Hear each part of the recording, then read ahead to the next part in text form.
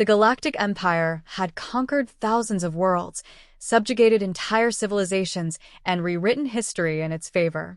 It had never faced an enemy it couldn't break. So when it arrived in Sol space, its fleets blotting out the stars, the Empire expected Earth to kneel. Instead, Earth sent a single diplomat. She arrived at the negotiation table in a crisp black suit, a silver pen in her hand instead of a weapon. The Empire's supreme war minister, Grand Strategist Zyvar, glared down at her from his towering frame, his 4 eyes burning with contempt. She was small, unimposing, a mere human female. To him, she was nothing but an insect beneath his boots. "You are here to surrender," Zyvar growled, his voice like grinding stone. "Make your peace before we erase your species from existence."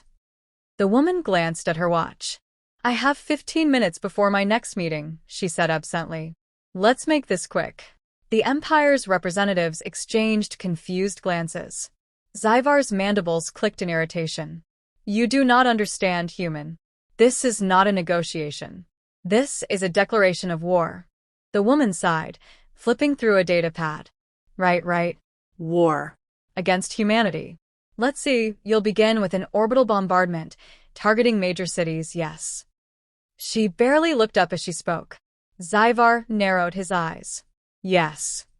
Then planetary invasion, with armored divisions landing en masse, followed by mass suppression efforts. Standard Empire tactics. She turned a page.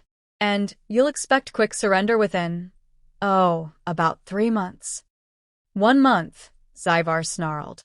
Ambitious, she murmured, tapping her chin. Would have been 3 if you actually studied human history. Zyvar slammed a fist onto the table. Do you mock us? She finally looked up at him, bored. Minister Zyvar, let me save you some time. She tapped her datapad, and the holographic display above them flickered.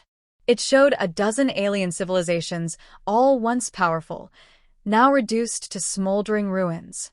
Do you see these? These are the last species who tried to declare war on Earth.